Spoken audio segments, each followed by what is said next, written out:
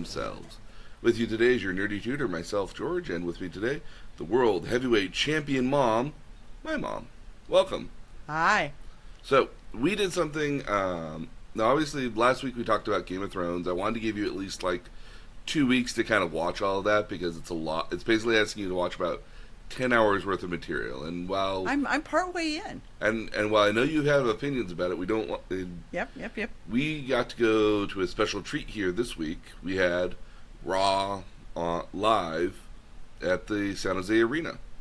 WWE. Yes. So we had, my only one little regret about this is that we didn't get the t-shirts to arrive beforehand. Well, but you bought me a very nice t-shirt, which is very appropriate for our trip to Japan because it was a Becky Lynch. And again, didn't know in Japanese. When I saw that, I was like, must get that. That'll work for when we go to Japan. Oh, it's perfect. Yes. So, so what were your initial thoughts about even going into this year? Okay. So realize my experience of Raw actually began in my parking garage because I actually work at the parking garage that's closest to the arena, and I was watching people arrive. And it struck me as I was watching people arrive, there were a lot of 10, 12, 14-year-old boys. Yes. A couple, again, a lot of young girls here as well. Yeah, and a number of young girls as well. Although, it is kind of a male-dominated thing. Very much. But the breakdown's actually probably 70-30. Mm-hmm. So a reasonable number of women there. So it struck me that it's a different audience than the concert audience or the Sharks audience, Sharks hockey, that I usually see parking in the parking garage. Okay? Yep. Now, that's not to say it isn't diverse, but because it was very diverse, both ethnically and also in terms of sort of culturally. Yep. Whereas I guess the others maybe aren't as much. So it was interesting. That was where I first started observing it. Mm-hmm. Earlier in the day, I'd actually been coming back from the airport and saw the WWE trucks pull up. Yep. And people waiting in line outside to I think greet some of the performers by the back entrance to the arena. So that was interesting as well. So the experience starts early. So yeah, normally it takes the WWE crew about 2 days to set up the arena for a show. And obviously a lot of the stuff that you see there in the show beyond just the ring and the stage itself is usually furnished by the WWE. So they offer, in some cases here, they might have specialty chairs that they bring that the first row and the first kind of rows get here if they get to take home with them. Oh. Yeah, it's big. If you get to sit on the floor for WrestleMania, there's a special chair that you get to sit on that's furnished by... Yours to keep? Yours to keep. Oh, that would be... Well, because you bought the seat. Will they ever come here with WrestleMania? I'd do that. They did in about 4 years ago for WrestleMania 31. Okay. And the only reason I remember, beyond the simple notion that I knew that here, is that some of them stayed at my hotel when they were when it was happening. Okay. And you can see some of that in the DVD material. Oh, very cool. Okay. So some of the DVD material does show them staying at the hotel. It doesn't name the hotel outright because a lot of the time, if people know where wrestlers stay at, they'll tend to frequent those more often. And wrestlers tend to, because they have to pay for their own meals, they have to pay for their own travel, they have to pay for their own hotels. They get compensated really well to do that, though. Yeah. And it allows them to make choices that they want to make too. True, but again, if the promotion were paying for that, then they wouldn't have to make those choices. They might be able to stay closer to the arenas. In some cases, they might stay up to 35, 40 minutes outside of wherever they're traveling to, just for either it's cheaper to maybe stay out in Gilroy or Morgan Hill or. So I shouldn't say anything about who I saw leaving the hotel next to my building on the following morning. Probably. You can say who, but just not name the hotel. Okay. Because there are several hotels in downtown San Jose. There are. So yeah, several people leaving the hotel. Yep. Yeah. And they're big guys too, aren't they? They're yes, yeah. I was pulling in mm-hmm. at 7:00 in the morning, so they were leaving actually very early. Yes. which was interesting.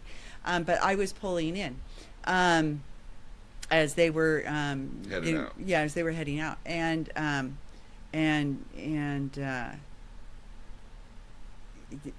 they're really big guys. I often relate this to my thing with Stephen Curry from the Warriors here. Mm-hmm. That you see him up against everybody else, you think, man, he's a small guy. And then you actually see him in person, and like, no, he's like 6'3", and you're just like, oh, that's right. Everyone else there has got to be like 6'8", 6'9", like close to 7 feet tall. I used to work out at the same gym with Chris Mullen, the year that the Warriors were in San Jose, Mm-hmm. the year that they played at the arena, and you know, I'd be on a treadmill next to him, and I'd feel tiny, and I'm 5'10". He was huge. And I get that at work too. I'm like a 6'1", 6'2" kind of guy, and everyone else is very much under me. Yeah. And it's one of those rare cases in which I have to tilt my neck upward to suit somebody else. Yeah. And like, but again, I mean, like, some of them have stayed at my hotel too, and like you see them come in, and you're just like, they're a lot taller and bigger than I thought. We're they talking were. custom clothes, broad shoulders. Not Oh, so yeah. much. It wasn't so much the height that got me. Was these Ooh. guys are Are massive, especially in the arms and shoulders. yeah. Well, again, I mean, Yeah. like, sometimes, I mean, and we saw it when we were at the show, they're lifting up guys that are probably about 250 to 300 pounds, and they're lifting them up as if, like, they were just, like, weighing nothing in some cases. Yeah. Okay, so let's talk about so we got in and we got seated. And first of all, we're in California, so we're on Pacific Coast time.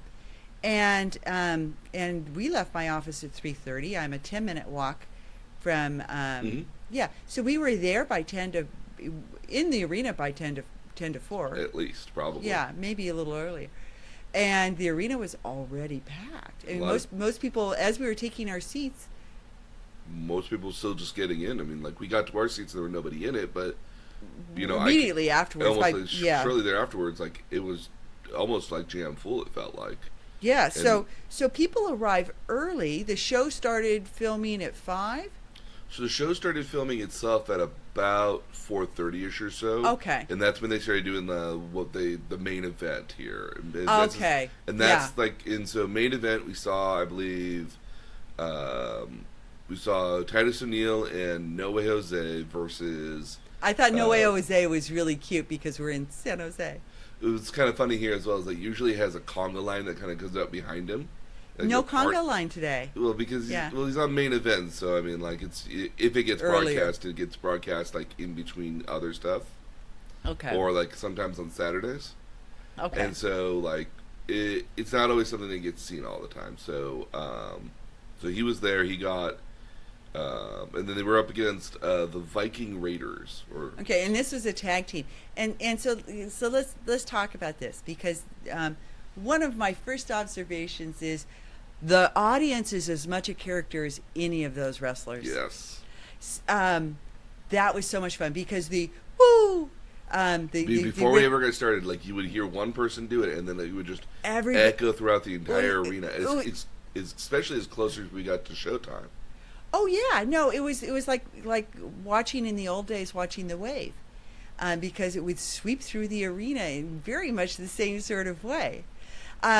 So it started out with the booze, but then everybody has their own song, and there are audience participation opportunities. Like everybody knew No Way Jose. Yep. And the Viking guys came in as well to something that everybody knew. Yep. And the audience is Very much participating in it. yeah. Oh yeah, no, yeah. This is again. I mean, like, what kind of makes or breaks characters in some cases here, like, is their audience reaction. If you can, as the wrestling term is, if you want to pop the audience, and that notion being is you get the audience to react to you or what's happening around them and things like that here, essentially. So if you can make the audience react to you in a certain way that you want them to react to you, then and there's cheap ways you can do it here too. You saw a lot of the time where, especially in tag teams, you'd see the guy on the apron like stomping the ring steps, or like clapping, trying to get and the audience. getting everybody to clap. And it seemed okay. So and especially true. And we saw several different types of tag team. There was a 3-way tag team. There was also tag teams with 3 people. Yes. On each side. So 3-way being 3 teams, or 3 people being 3 people. Oh, yeah. Okay. So we got a nice little gambit here this week. But it was a really good. They knew we were coming. It was a really good cross section. But when they do the whole clap thing, and they get everybody in the audience, and it almost seems like when it hits a certain decibel, then the wrestlers something aerial happens. Somebody climbs up on top. So and as I looked at my pictures, because I'm sitting there with my cell phone taking pictures, all the best pictures have people in flight. So there seemed to be like a really big payoff for getting the audience into it. Oh yeah, no, yeah. And the more the audience likes or hates you in a lot of the way will really decide if you get on TV more often. And if you get on TV more often, oddly enough, you get to do more things. You get to go for the championship. You get to go for titles. You get to have more interesting matches, and you get, in a lot of cases, you also get paid a little bit more because again, the champions get paid an extra bonus for being the champion. In a lot of cases, despite the fact that it's a pre-decided sort of thing here. Well, okay, so we can talk about that in a little while too. Oh, I wanted to kind of ask you about was, so the match has started, and as we're watching the first match, and it's a tag team match, and they have to hold on to the string, and so there's a little string that's right by the corners that they are in, and we were seeing it from where the camera was where the camera was filming. So right. So the camera was across the way from us, which is the hard camera that has the entire ring. So to us, the good guys are usually on the right, the bad guys are usually on the left. But it's the opposite way around on the other side. Camera. So the good guys are usually in the top left-hand corner, and the bad guys are usually in the far right-hand, in the bottom right-hand corner. And we should say baby faces and what heels. And heels. Baby faces and heels, yeah.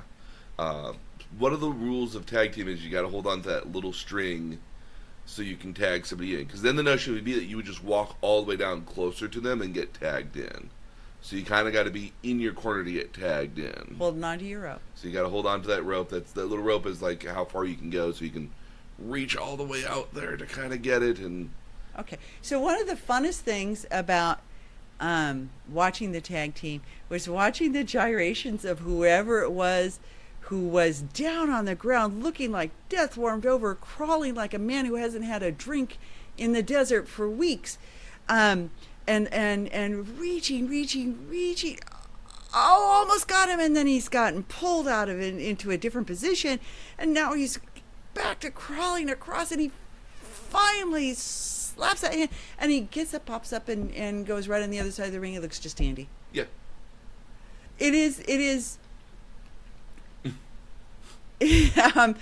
You as you've put it before, have to suspend belief. You do have to suspend your disbelief on this. But on the flip side, I have to say, I have a really sturdy, intact inner child, and I'm really happy for that, because if you just let yourself go, it's like a telenovela crossed with General Hospital and The World Turns,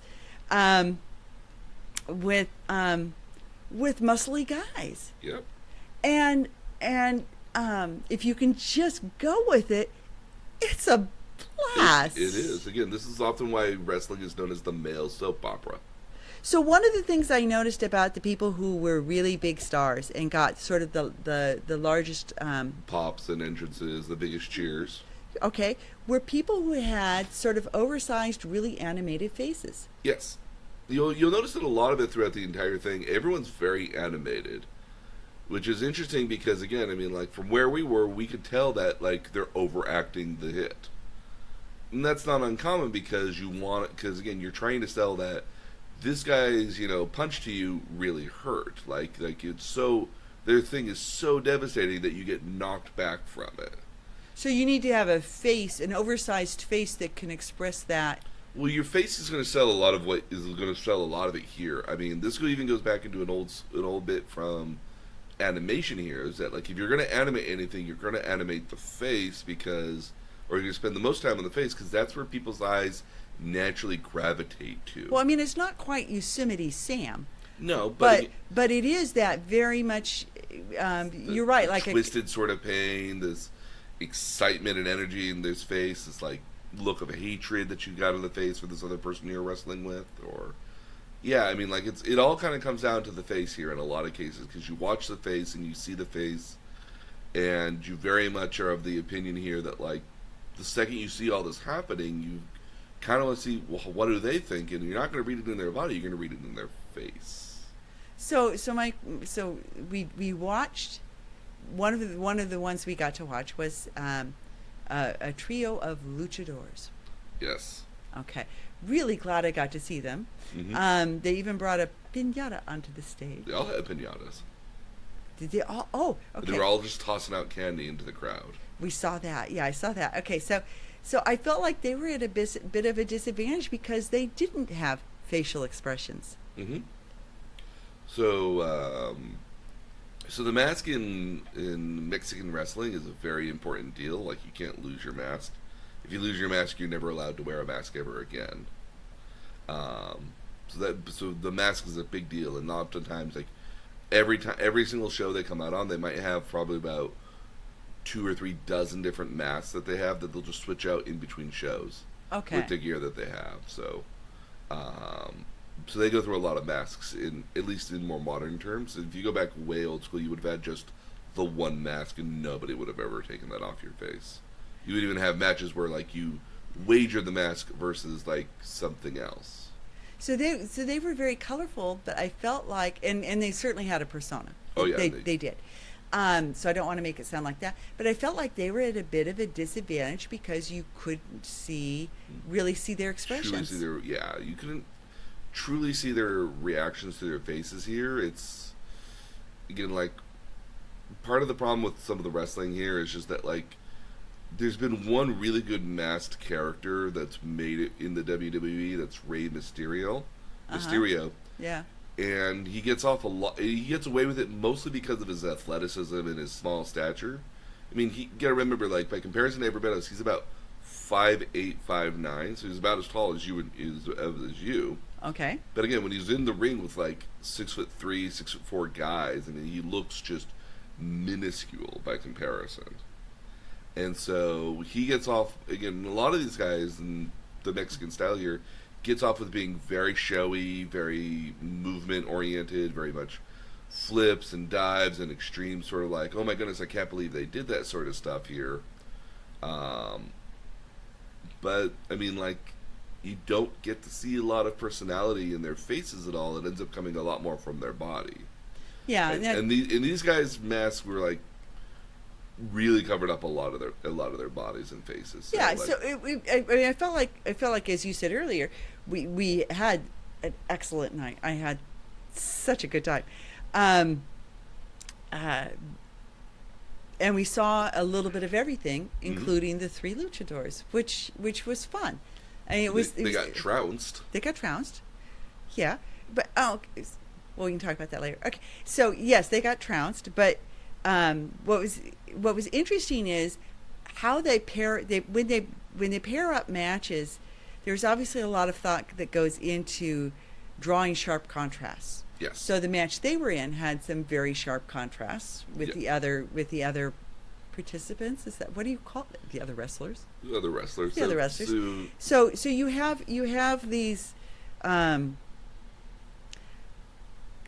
whities. I didn't even know what to, because they're called briefs.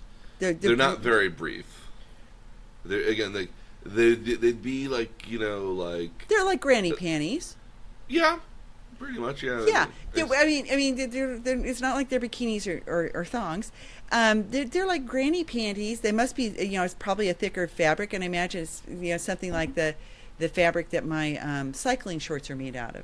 Then they have a compression fabric, and they have a drawstring that's underneath it that they tie it off around their waist. So obviously, you don't get situations where people pull it off. Mm-hmm. Although one of the guys had his tights down, and you can see quite a bit. Yeah, that happened later. But so you had sort of a couple of different styles that repeated. Yes. One was the briefs, Yes. as you put it, which came with all sorts of spangled stuff on their ass. I mean, like, does it hurt to fall on that stuff? No, It's but everything hurts when you fall on it, though. I mean, in all terms. I mean, your intent in wrestling is to, I mean, spread the impact around as much as your body as you can, so it's not as impactful. I mean, to these you. things are rocked with rhinestones and all sorts. I mean, that's what it looks like, at least from where we were sitting.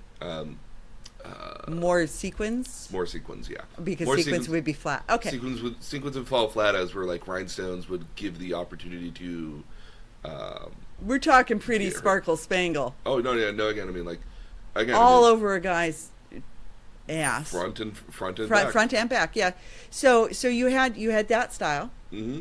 You had sort of the sportswear women's legging style, because you don't usually see men in like capris. No. So you had sort of the sportswear capri compression pants. Yeah. Yeah. What I would think of almost like yoga pants, almost.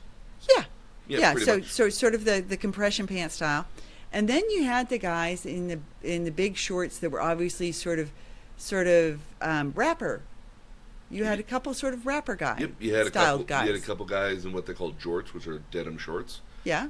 That were like a lot more like basketball shorts in a lot of cases. It came down about almost like past the knee, or like wider, a little bit more thinner. Keep in mind, they were wearing like, I guess is the best way to describe it, is like bicycle shorts underneath as well. Right. So like compression shorts, yeah. Yep. So they're wearing bicycle shorts underneath. You also had a couple guys who wear leotard, kind of like like the old like what you would have worn in 7th or 8th grade if you were wrestling. Precisely, and again, some of them are like the full leg version here, which we saw with Kurt Hawkins, and then we see the other one we saw is Kevin Owens. Kevin Owens also wears a singlet, is what they're called. Yeah. But he always wears his T-shirt on the outside of it. Okay. And he's always got the shoulders kind of cut off here as well. So he always wears a singlet to the ring, but that's his look. Okay. So typically, like, let's talk about a tag team. If you had a tag team, Mm-hmm. you'd have like one of each. One brief guy, one sort of athletic capri, Mm-hmm. and one sort of jorts. Sometimes, yeah. In the match that we saw here, again, when we saw the three-way tag team title match with the Revival, the Usos, and Zack Ryder and Kurt Hawkins here, like, the Revival are what they call like or treat themselves kind of like an old school wrestlers. Old school, yeah. So All the guys in the briefs were more sort of old kind school. of an old school, yeah. Yeah. Like, so yeah, they're in the briefs. You got the Usos, which are very much kind of this, I guess, urban gangster kind of flair to them. Well, okay, that's a good description. Okay. Kind of got very much this urban gangster flair to them, which is part of their charm at the end of the day here as well. Yeah. And then you've got Kurt Hawkins, which is in a full legging singlet, and then Zack Ryder's in just in his briefs. Yeah. And so, I mean, it's not uncommon for two teams sometimes to just be both in briefs. But they do try to have a nice mixture of what you see and who you're with. Because again, like, of all the especially when it comes to tag teams, like, you want to have similar costumes to the other guy, because that's the entire appeal. I mean, like, if you were to ask me which one is Jey Uso and the other Uso, like, I couldn't tell the difference between either of them. You actually have to see the tattoos on their shoulders to know which one is which, because one of them goes down to the right and the other one goes down to the left. Nice to know. Yeah, and then the same thing with the Revival. Like, I could not normally tell either one of them apart at all, beyond one of them's got a beard and the other one doesn't. Okay, so they definitely were pairing styles. Oh yeah. And distinctly different styles, and that seemed to be true really all the way through. Yes. And the women's matches as well. Well, the women's matches were certainly something interesting as well. So let's go just through the card as we had it there. So, okay. So the first bit we had here, when we actually had the actual show coming up, we had Seth Rollins, which is the Universal Champion, coming down, talking about how he recently just beat up Brock Lesnar with a chair. And then we have... The chair became a thing. Chair was very much a thing. Though the callbacks, remember, if you remember your callbacks, it happens. Yeah. And we had Baron Corbin, who is also a very tall, he's like 7'1", kind of little lanky guy, but very quick in the ring. Okay. He was up there talking about how he gets to choose his special guest referee when he gets to his match in 2 weeks. But then we also had Sami Zayn and Kevin Owens come out as well, and Sami Zayn is being the squirrely kind of guy he is, and Kevin Owens comes out and he's Kevin Owens. It's like, I'll fight anybody. I want to just fight people. Okay. But Seth Rollins is very, very much of the notion that, like, I'm going to take everybody on. And this is a classic promo, as they were, you know. So, like, the notion is that, like, we're going to hype up the main event. We're going to hype up an event here or a match here with the intention that, you know, this is kind of what's going to happen. Like, Tune in next week. Well, not even tune in next week. I mean, like, very much a lot of that was tune in next week. Some of that was tune in to later tonight, and you'll see this. You'll get That's to true. see this match. That's true. So, well, there's the Stomp thing coming up. They were hyping that quite a bit. Oh yeah, so there's that too. Okay. Then we get the Luchadors versus a very large gentleman, Lars Sullivan, who was quite mean to the guys. Yeah. This match I didn't quite care for as much, but like it's fun to watch like the Luchador guys come out and watch them just get flung and hurled across the ring. Well, okay, so let's talk about two different things. All the entrances, because the Luchador entrance was especially memorable, but you know, there's that whole wall of screens. Yep. So there's the whole wall of screens that's broadcasting everything, and then the poles on the ring also are light up now too. Well, don't just light up. I mean, they're broadcasting as well, and change all the time. Yep. And coordinate with whatever, is on the screen, Beast Slayer and everything else. And the music, I think I was really blown away by how big the entrance is. Yes, the entrance is kind of like one of the big deals. Because even the beginning events had these huge entrances. And I was blown away by sort of the pageantry. Yeah. They walk in, they sometimes take selfies with people that are ringside. There's they're slapping hands. They do something when they get to the ring, like they'll just run at the ring, or they'll like pose in the ring. They all have a special way of entering. They're incredibly agile athletes. I mean, we can talk about that later, but I was blown away. Oh yeah, no. And the crowd is already tipped in, and they're booing and thumbs down, or they're yelling, and that was actually a big deal with Baron Corbin in the beginning, because we would not let him talk to save his life, and he was just kind of like just standing up there, just like waiting for a chance to kind of like butt in at all, but was just like, no, I'll wait. Well, all of us were just booing him, and like in all honesty, if you're the bad guy, that's the reaction you want. That's the reaction in which you're like, hey, back office, do you see what kind of reaction I can instill in people? Like, this is why I'm the bad guy. That's why I should be pushed harder. Do they ever turn? Yes, they do, and that's the literal term for when it happens, when you go from heel to babyface or babyface to heel, is known as a turn. And some wrestlers do it a lot more frequent than others. But yeah, I mean, like, but that's the literal term for that. Okay. So you got that. But you know, every entrance is its own show in and of itself here sometimes, and we didn't get to see some of the particularly long ones at all here this time. Like, sometimes there's some that are like 5+ minute long, like Shinsuke Nakamura or well, it starts Finn Balor. Yeah, so it starts even before they come out, because they're taping them backstage with some basically smack talk. Yep, pretty much.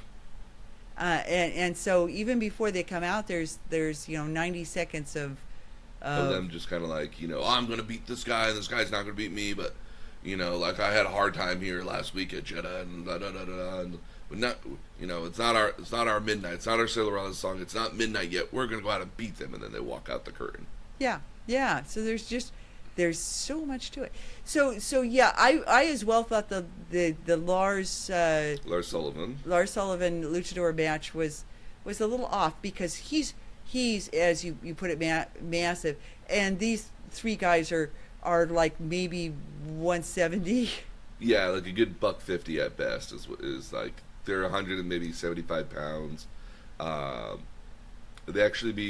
They're probably actually more around maybe 190 pounds in all honesty, because they're part of their muscle. They're part of what they call the cruiserweight division, and that's a division of people under 205 pounds. Okay. So they have their own championship for people who are under that weight here, just for them to compete against. So they're not competing against the heavyweight champion; they're in the cruiserweight champion. Well, Lars is a good 300. Yeah. Well, no, he's got to be like 350 here in a range. He was like twirling them like little batons. At one point here, he wouldn't let one of them get pinned at all, just so he could go out and beat up another one. So Lars Sullivan is from their developmental territory, NXT. Not a lot of people. I mean, unless you've got the WWE network and you watch regularly, you don't know all the people that are showing up on NXT. Okay. Unless they're really big names, like Kevin Owens, Sami Zayn. They were both former NXT people. Baron Corbin and Seth Rollins. Seth Rollins is the first NXT champion even. So, like, these guys coming up from the quote-unquote WWE's developmental territory, if you don't already kind of know who they are, then you don't. Well, see, but a lot of people there did seem to know who they were. Yeah. They were very excited to see the luchadors. Oh, yeah. They're obviously very popular. Oh, no, yeah. All three of those guys are very popular in their own right. You know what purpose I thought they served? What do you think they served? I thought they were a little like all the clowns that come out at the circus. Like all that come out, you got a bunch of them packed in a little car, and they're there. Just kind of keep popping out to do stuff. Yeah. So I thought they were kind of like a light levity to. Yeah, I mean, like you will see another match here later on that was very much kind of meant to kind of break up the tension. Yeah, sort of. Yeah, that's what purpose I thought they served. So, kind of the original purpose, I think, of what they're doing here is that Lars Sullivan is not a well-known name, so they're building him up by making him to be this classic bad guy that just trounces over people, and it's easiest to show that this guy trounces over people by throwing around smaller, lightweight guys. Not the first time they've done this before. So you're trying to bring him up in part by taking, because the luchadors were obviously very popular. Yeah. The crowd was very excited. Yeah. So you're trying to build up his notoriety by letting him beat up on some beloved characters. Yes. Okay. Because again, if you like these characters, and here's this guy I totally get it. I totally get it. Okay. That makes sense. So next we get a fun little bit here. We get to have a little pre-taped promo. I'm sure this was a pre-taped thing here, where it was Becky Lynch talking smack with Lacey Evans. These are two characters we'll see kind of frequently here tonight. Split screen. Yep. So we got Becky Lynch as the Raw Women's Champion. Very much she's known as the Man, which is kind of fun. Well, yeah, and it was fun for me because of the matches you'd asked me to watch in our first talk about this. WrestleMania. For WrestleMania, they were the main event. Yes. And it was a 3-way match. Mm-hmm. So it was her. So it was Becky Lynch versus Charlotte, who was the SmackDown Women's Champion, versus Ronda Rousey, who was the Raw Women's Women's Champion. And I was excited to see Ronda Rousey because I'd followed her boxing career. Your UFC. Mixed martial arts. Yeah, UFC. So I was, but she did some straight up boxing as well. Yes. She's a very physical woman. Yeah, well, all of them are actually. Yes. So I was excited that I got to see Becky Lynch because I'd seen her win her title. So it's kind of cool.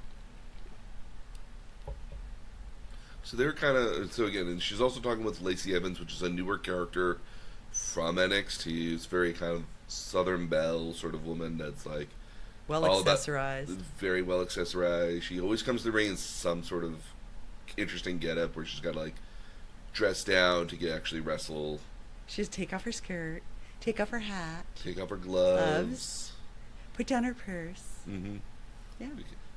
Meant to be kind of a prissy character, but very like a very macho prissy character, I guess. Whereas Becky Lynch is no spangles, no stars. She's a leather jacket. Mm-hmm. And it's got rhinestones on it. I mean, or it's got like maybe like metal studs on it. I guess it's maybe metal studs, but it's a pretty. It's kind of bikerish. Yeah, and relatively unisex. Mm-hmm. And she dresses a little bit like a lady fighter with tight shorts rather than baggy shorts. The illusion they're going for is Bruce Lee. Oh, okay. So if you look at it, like if you remember, Bruce Lee had that famous outfit with the yellow jumpsuit with the black lines down it. Yeah. This is the opposite, where it's the black, where it's like kind of like the black shorts and fishnet stockings and kind of the leather top here, but then it's got like the yellow lines going down it. Yeah. That's the illusion I swear they're trying to make. I don't know that for certain, but I'm fairly certain that's the illusion they're trying to make. But that actually works. Okay. Oh yeah. So they're talking smack against one another. They're clearly going to have another match here at Stomping Ground in 2 weeks. So I'll watch that. If you want to watch it, I'll be happy to let you watch it here too if you want it. But that's just another pay-per-view where not a lot's going to happen. Okay. So, they talk smack with one another here. They're going to have a match later on here in the evening. Mm-hmm. But not just yet, because then we're going to get. Now, mind you, we're watching this kind of live, and so like didn't take good notes while it was there of all the events that kind of happened in between then. Mm-hmm. So I took most of what happened here from the website, because the website does a very good job of like detailing all the stuff that happened on any episode. So, but it might be in the order that they broadcast it as opposed to the order we saw it, or will it be? Well, sometimes sometimes in order to like, because they don't tell you about every individual segment. Like, as an example here, like on the website here, the smack talk between like Lacey Evans and Becky Lynch was actually just kind of rolled up when they did their actual match in there. Oh, and we saw it earlier in the evening. And we saw it earlier in the evening. I wondered about that. Okay. Yeah, so like in the show, they probably did it right then and there when we saw it, because the show is basically broadcasted live and edited ever so slightly.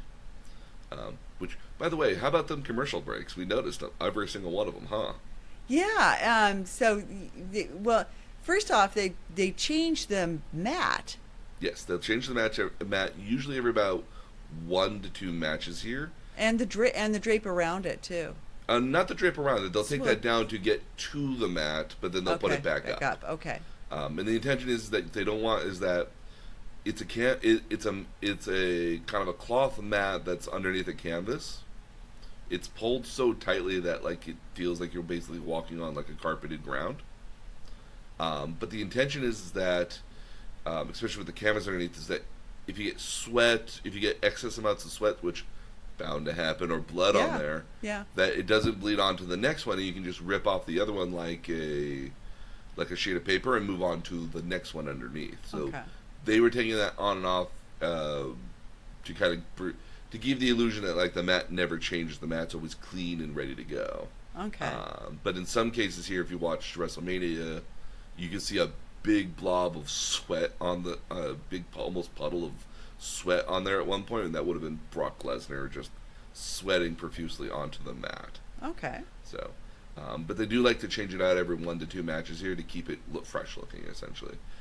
Or if it's like a particularly long match, like the 3-way, like the 3 versus 3 tag team match that we saw, like they changed that out like shortly thereafter. My favorite match. And they do it so quickly too. They do. Like there's a dozen stageheads come out of almost out of nowhere. Like they're there for like maybe a minute and a half or two, and then they're just like gone into the wind, just like. Well, that's so that's an interesting thing. There are a lot of people working the outside of that ring that are almost invisible. I mean, I sat there thinking, are they crouching down so that we don't see them, or are they coming out of nowhere?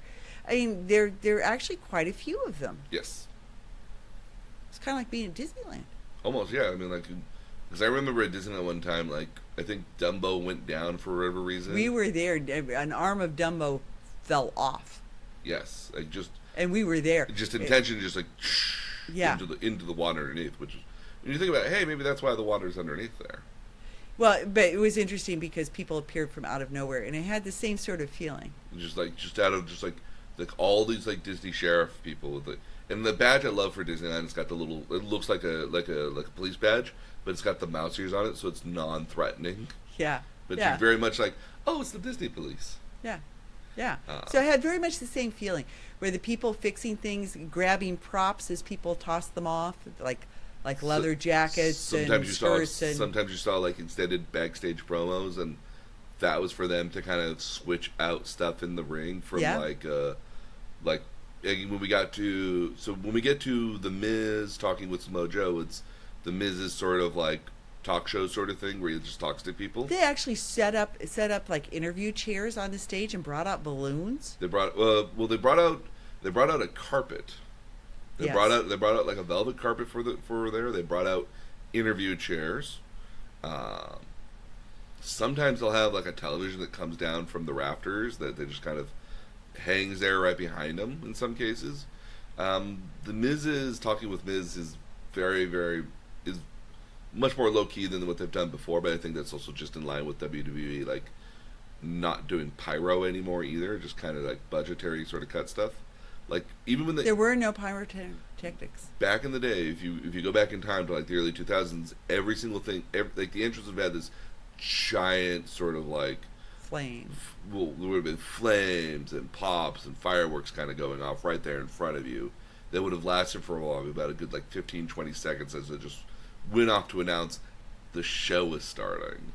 And then you'd have other wrestlers occasionally who would come out to like pyrotechnics here as well, like, you know, like they would just like be on top of the stage and it would just be like roar, and then like pops would come up behind them, or if you had like Kane coming out, he would have flames coming out of places. Now I will say when Bayley came out, oh yes, they had all the inflatable arm tube men. Like I think of them as noodle people. Yes. That you see in front of used car dealers, blowing in the wind. The tall noodle people with the hair standing on end. They had bunches and bunches of those. That was the cutest damn thing. That's her bit here. Those are her Bayley buddies. Okay, well we can come to that as you work your way down the card. So is the interview thing a standard bit? Not every show. It obviously they usually set it up for times in which they're setting other matches up or preparing to get to that next spot here. So okay, this is an example here. It was Samoa Joe, who is the United States champion. It's kind of the mid card title. Like if you're this mid card title that you fight for, it's what they often call like the workhorse title. Okay. The other example here is the Intercontinental Championship.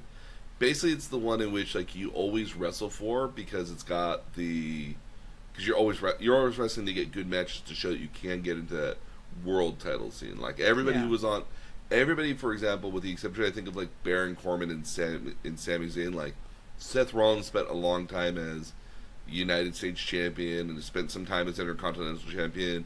Kevin Owens has been like a two-time United States champion and like 3-time Intercontinental champion. So like those titles like you fight for because they show like if you can do something, this is what you're going to be able to do, sort of thing. Like it's a good sort of like, all right, well let's see what you got, sort of thing. And in some cases here, it's a great way to kind of like build up people who will fight more often for these titles, because these titles won't necessarily change hands on regular television, usually at pay-per-views, but they'll change hands more frequently. Okay. So, because they're being obviously fought for more often. But Samoa Joe recently just got the title back because he wasn't properly pinned by Rey Mysterio, so he got the title back, and so there was a bit of a disagreement with Samoa Joe and The Miz. And then other people started coming down saying, no, I should get the next United States Championship shot. So we had Braun Strowman come out, who also a big guy. He's like 7'2". He used to be one of those guys, and I can't strongman. He used to be a strongman. So he used to, before a living, was just like, okay, 1,000 pounds, I'm gonna lift that. There was one of those guys here that would just do that. he's slimmed down a little bit here, but I think that just makes him more agile and everything. But like, Okay. he's a big guy. At one point here, he was teamed up with Alexa Bliss, who's like all of like 5'2" and maybe 125 Well, pounds. we saw Alexa. Yeah, Alexa Bliss. Yeah, no, they were a tag team at one point. How does that work? She's going to tag in and fight somebody who Samoa Joe is fighting? So, on the network, they had something called the Mixed Match Challenge, where it's like a guy and a girl kind of do an intergender tag team match, and basically the notion is that when the guy tags in, you got to tag the other guy in. If a woman tags in, then it's two women, so you can't have the guys fighting the girls, because clearly if it's Samoa Joe versus Alexa Bliss, like that's a very one-sided match. Yeah. But they'll tag. But I mean, that was the kind of point. It's like the women would tag the women in, and the guys would tag the guys in. Okay. So they did do that at one point. That it was a very cute sort of thing because like Alexa Bliss is very much a. She's a girly girl. She's a very, very girly girl, but she's also very much a manipulator sort of person. And like it was often one of these cases. So she's a heel. Yeah, she's very much a heel, but then Braun Strowman's kind of this in between sort of position where like sometimes he's the bad guy and sometimes he's the good guy. And it was very much always this fun thing where it was like Alexa Bliss would get like insulted or something, and then Braun Strowman would come out and defend her honor. Or in some cases here, like they would like trade shirts. Like he would get her one of his, he would give her one of her, give him, he would give her one of his shirts, which is like this giant like 4X 5X shirt, and she would give him his like her like a XXL sort of like Alexa Bliss shirt to watch him try to like put it on. Yeah. Like their stuff was very, very cute. It was very funny. It was very much kind of like got to show that Alexa Bliss could be funny and then Braun Strowman could very much be funny because he's very funny. Okay. But he's a lot of fun. And then we also have Bobby Lashley who came down. This is the guy with the green eyes.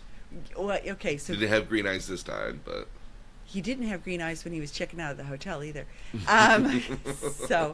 So yeah, he's massive. yes, He's like really, yeah, like he was a couple feet away.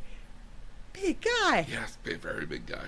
Okay. Again, also like 6'5", used to be in UFC, wrestled still, and was like doing that still at the same time. But like, yeah, no, he's huge. Yeah. And then we have Ricochet who comes out, which is the smallest of almost all of those guys there on a certain level. I got a picture of him flying. He looks so Oh cool. yeah, no, this is a man that Gravity was like, oh yeah, that's him. I forgot about him. Let's go ahead and grab him as he flies. I got him flying feet first into oh yeah, no, yeah. just flipping too. Oh my goodness, the flips. yeah. And then the last guy who comes out is Cesaro. Let's notice the Swiss cyborg. He doesn't even say anything. He just starts fighting with other people. Yeah. And they're all kind of in the ring, and then it's all that's left of the ring is kind of like the good guys here, which is Braun Strowman, The Miz, and Ricochet. And then we cut to commercial break, and then we're going to have a tag team match. They're just all just kind of just standing in the ring, just kind of waiting around while the stagehands clean up the chairs, clean up the carpet, and they're just kind of like, do, do, do, do, do, Yeah, there's bye, obviously bye. no anger between them, and they're obviously getting, They're just kind of just hanging out with Hey, themselves yeah. almost. Like they're not quite breaking the illusion, but like very much kind of like it's almost as if like well, they're not palling around and patting each other on the shoulder. It's not like after a football game. no, But they're hanging. but and they're not going like the other guys. Is like, hey man, did you see that one episode of Bachelorette here this weekend? Yeah. Oh my goodness. Yeah. But yeah, they're just kind of just hanging out, and for all that animosity that they had beforehand, it suddenly just disappears during commercial break. Yeah. It was kind of neat though to watch them relax. Yeah, I mean, that was the nice thing about the commercial breaks is you got to watch them sort of relax. And some of them kind of came out before the commercial break happened, and then you just kind of got them to just kind of like hang out in the ring. Some of them talked to like the stage hands and Or the ref or the cameramen in a lot of cases here. Because keep in mind, I mean, like the cameramen are the same cameramen every single show. The ring crews are often the same guys. The referees are the same guys. Like these guys are despite not actually being the performers of the show, very much are a part of the show, and they travel around with them probably about 200 days out of the year in a lot of cases, if not more, 250 even. And so, like, you know the guy who sets up the ring all the time. You know the guys who build the stage. You know the guys who are the cameramen in a lot of cases here. Like, they're, you know, in some cases, they're your good friends. So this brings up a question I had, because I was trying to figure this out. And they all, really the action seems pretty spontaneous. Obviously, a lot of it's set up, but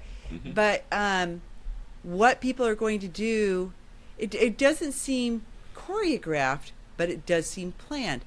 And so I wondered if maybe they set up maybe patterns of 3 moves that they do one after another, and or something like that, because it's I won't say it's obvious that they know what's coming, but they obviously do know what's coming. Mm-hmm. And yet it seems spontaneous enough that it isn't always the same thing, and it wasn't specifically choreographed for this event. And the only way I could imagine that happening was that there were sort of preset blocks. So, every wrestler kind of so behind the stage here is there are producers, and these are usually longtime veterans of the craft here. Like, these, in a lot of cases, these are former wrestlers from, like, in our cases here, the early 2000s, who are, like, no longer wrestle because they're in their 50s or their 50s or their late 50s. 50s is over the hill. Or they've injure themselves in a unique way that doesn't really allow them to wrestle anymore. Okay. They've hurt their back or they've hurt their knee to such an extent here that they can't really wrestle anymore. But what they can do is they help the wrestlers decide the story of the match in a lot of cases. So, like, in a lot of cases here, we saw Ricochet, for example, just being, like, just on his own, just getting beat up for a long period of time before he was able to tag in one of the other guys. Yeah. That's one of those things I was talking about earlier, where they're like reaching out. Oh, they got pulled back in. Oh no, they just missed getting tagged. Oh, they no. just missed it. And the tension just builds from there. But yeah. Especially with, like, tag team matches, there'll be one guy who's the producer for it, who also kind of, like, helps the cameraman decide, like, what they're going to kind of shoot. Like, oh, when Ricochet goes up here, focus on Ricochet, obviously. Or, like, this is going to be kind of a highlight of this. They do plan the matches out to some extent. Now, for the cameraman, you would have to. Well, not necessarily. The cameramen are pretty good about getting direction in their ear. Like, all of them have little IFBs in their ear that tell them, like, where to go, where to shoot at. Or, you know, oh, now you need to focus on this guy. Oh, found him. Now the camera, you know, now click onto his camera on there. Okay, yeah. So, but they're also pretty well trained at just following the action here as well from various angles. But they do plan out some of the bits that'll happen, especially the endings. They'll definitely plan out, like, oh, this will happen and this will happen and this will happen to this guy here, and so so not everything's well choreographed at all, but everything is planned and staged. It's very much when I say, like, wrestling is not fake, it's scripted. Okay. So again, like, the fact that, like, he got the Miz in, and the Miz did his finishing move, and then Ricochet did his finishing move, and Samoa Joe started to leave, and Braun Strowman started to follow him as he was leaving. It was like, all that was planned and scripted ahead of time to happen. It's just that them getting there sometimes they get a lot more leeway to do that, because, again, I mean, they're used to fighting with sometimes these guys every week. Like, they probably practice this match probably, like, twice on the road. And so... okay. Because, I mean, like, there was one point where Ricochet earned his name. He looked like a pinball. Yes. Popping back and forth and back and forth and back and forth. Mm-hmm. And I want to say, the wind up to that, like, run and land on somebody's chest. So run diagonally across, like, somebody's up against the pole on the opposite corner. In the corner? Yeah. And they run at them and plunge whatever body part. And we're all just kind of like, whoa. Oh. And this is where the audience is, like, just sublime. Oh yeah, we're just hanging out there, just having our own good time while we're there. Yeah, because you literally do have people going, and the whole audience going, whoa, because we all know what's coming. And then we have the Miz, who was kicking people at one point here, and everyone was just chanting, yes, yes, yes, yes, yes, yes, yeah. Yeah, no, again, I mean, like, the audience is The audience is not a spectator in this. The audience is very much a part of the show. They're a participant. Oh yeah, And a character. Their own character in some cases too, and sometimes the audience characters are doing a bad job of acting. That's true too. It like the thing where you were saying yes, yes, yes, yes. You're kicking a guy while he's down on the mat. Well, he's on his knees and he's like, and that was the bit. Yeah, that was the bit. And that's literally the move designed just to do that. Like Rey Mysterio's got a move where he's going to put somebody that kind of like kneeling and hanging on the second rope, just kind of outside of it. He runs the opposite side, comes back, kind of holds on to the top two ropes, and swings his body around so he comes back around and kicks you in the face and you leap backwards. Yeah. Which is really cool. And then there were a number of those out of the ring kicks. People just literally slid. Mm-hmm. It was just all sorts of. Seth Rollins literally leaped through two ropes to get out to Seth. That was amazing. I'm like, did he just do?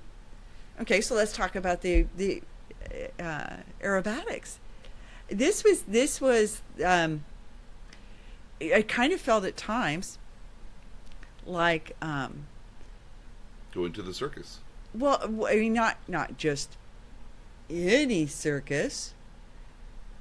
French circus. I mean, we're talking Cirque du Soleil. Yeah, and with some of the aerials and the acrobatics, obviously the women, I thought all had gymnastics training. Mm-hmm. They were backflips and all sorts of things that were beyond what I would think somebody who did martial arts or something else would do. Yeah. Not to say that those aren't tremendous. Disciplines, yes. Yeah. But there were women flipping off of ropes. But the guys could do it too. And I think it's one thing to think of a woman who might weigh 150 tops. I think Becky Lynch is got a lot of muscle on her. Yeah. Maybe 140, 160 pounds. Yeah, she had a lot of muscle on her.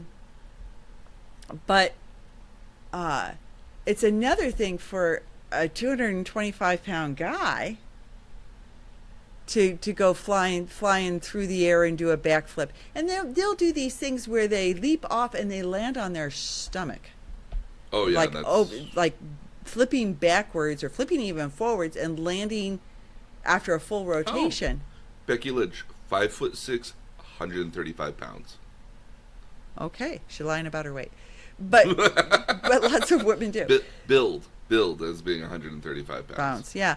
Because she's and nothing on her jiggles. I'm not talking about that. I'm just saying she's muscle. Oh yeah, there's mostly muscle there. Yeah, I mean all everybody. Really all of them. And again, I mean, like with kind of some exceptions here, like Samoa Joe is obviously a very big guy. Yeah, but he moves around the ring like Lars is a big guy too. Well, I mean, like big guys and like Samoa Joe is a kind of a heavy. Looks very heavy. Heavy, set. Yeah. Kevin Owens much kind of the same way. He looks kind of a little bit of a paunch looking. But they move around the ring like a gazelle. The agility. Especially Samoa Joe, again, because he's a very big Samoan guy. To watch him run around is somewhat just like amazing because he does all the normal stuff that all the other wrestlers do. He gets flipped, he gets spun, he does his own stuff like that. But like, you wouldn't think a big guy like that would be able to move around like that either. Well, and the matches aren't short. No, and sometimes they are. Sometimes they are. But for the most part, like again, like we got real treatment because we watched that 3-on-3 tag team match here. That had to be like 15, almost 20 minutes. Yeah. It felt really long, but though kind of we were short. The action for us was 4 hours. Mm-hmm. And yet it didn't seem like that at all. No, it didn't. Everything moved rather at a very quick pace. It seemed much quicker than Endgame. Oh yeah. So there, yeah. We got a nice fun 3-way match here where we got to see people doing like a lot of their cool moves that they did. I think it was either Ricochet or the Miz got into a nice long Cesaro spin, just spinning him around the ring. Around. And how come he wasn't staggering at the end of that? He kind of closes his eyes midway through, so he doesn't, because he's spinning like a ballerina while whirling this guy in his arms. Sometimes the guys hold their necks in like this. Sometimes they let their arms flail. Like it differs every It's one. like watching ice skating.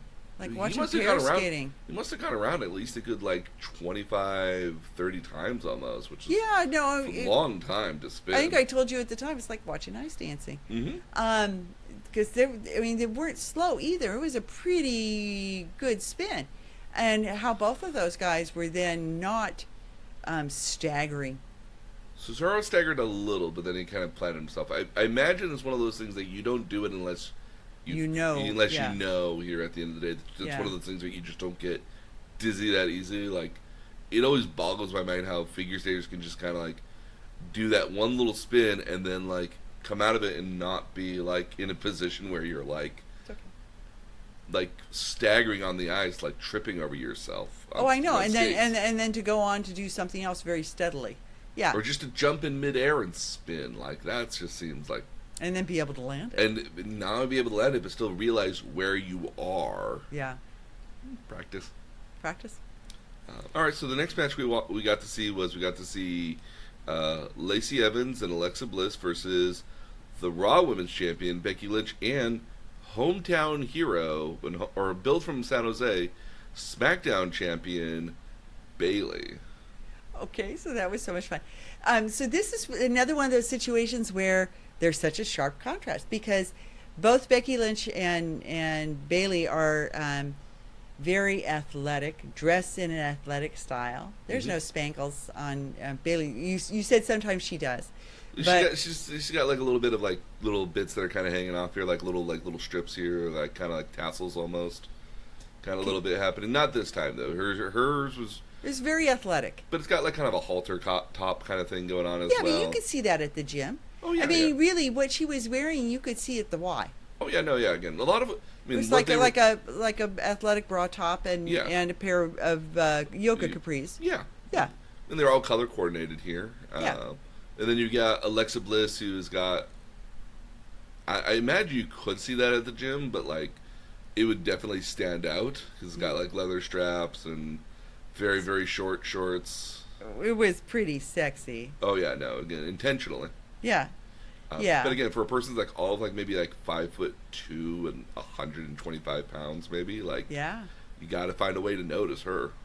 Yeah. Well, you know, and our Southern Belle as well. Yeah, our Southern Belle was not in anything that anybody would normally wear to the gym. She had a little skirt. She Well, drops had a the skirt. Yeah. She got a skirt and then she rips had it a off to kind of hat. have these high-waisted sort of like, I guess bottoms here with like this white top on top of it, I guess. Yeah. Yeah, it was very So- much a Daisy Duke sort of look. Yeah. Yeah. So they had their own tag team match here. And oddly enough, the good guys lost. The good guys babyfaces lost. lost. Well, okay, so I thought I could kind of tell who was going to win and lose. I thought it was kind of telegraphed. They can be sometimes, not all the time, but they can be, if only just because Lots of smack talk. they telegraph who they believe is going to win, and so if they don't win, then it's a surprise, and then you were kind of excited to see, oh, I wasn't expecting that, and again, you went into this kind of thinking that like, oh, Becky Lynch and Bayley were going to be the ones to win. Yeah. They were very You're much, not going to let first of all, you're not going to let the hometown girl lose. ideally no. And again, she had that wonderful entrance with all the Bayley buddies. Yes, they are currently known as her Bayley buddies. They're pretty cute. Very. And she seems so wholesome. Where Becky Lynch is kind of a tough chick, Bayley's really wholesome and kind of the girl you'd want your daughter to grow up to be if she was going to grow up to be a wrestler. Mm-hmm. She's very much there, and I think she almost kind of realizes too that she's there to tap into the kind of like the 6 or 7 year old to like early kind of teenager sort of girls at the end of the Well, day. and actually both, she enters again later.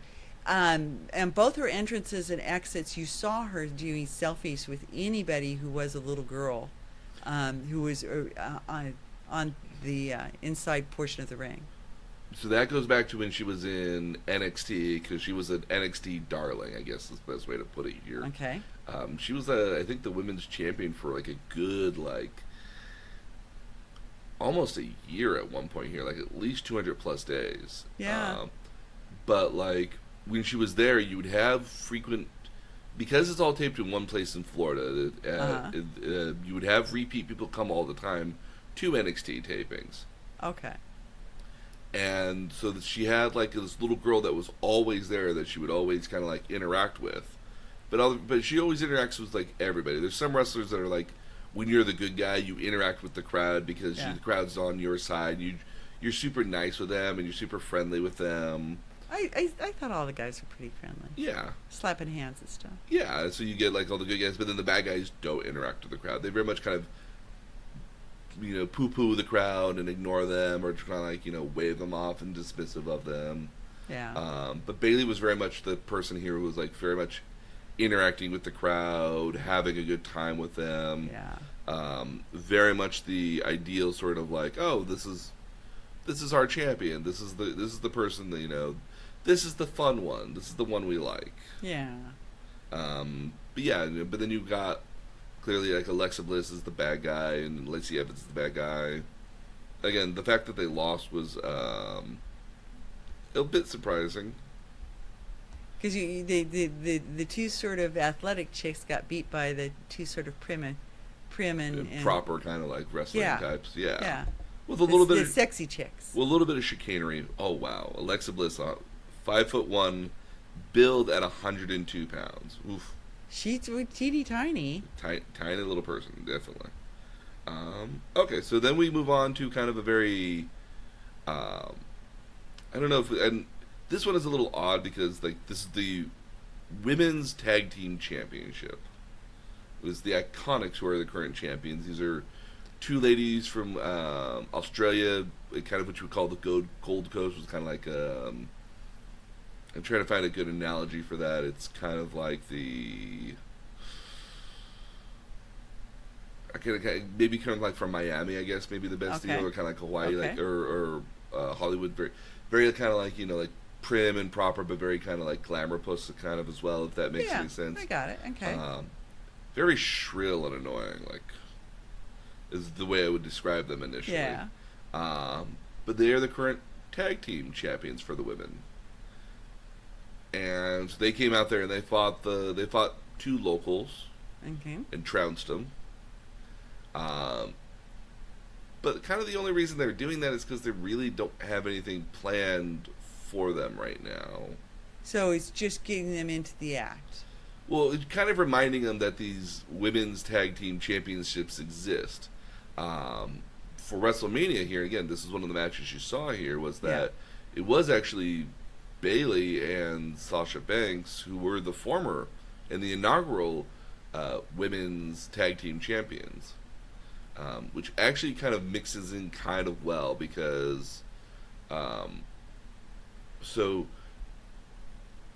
Becky Lynch, Charlotte Flair, Bayley, and Sasha Banks are collectively they call themselves the Four Horsewomen, which is an old wrestling term for the Four Horsemen, which would have been like Ric Flair and a couple other guys here that used to be very popular back in the 70s and 80s. And so now, Charlotte Flair is the inaugural new women's champion. They eventually got rebranded as the Raw Women's Champion. Okay. Becky Lynch is the inaugural SmackDown Women's Champion.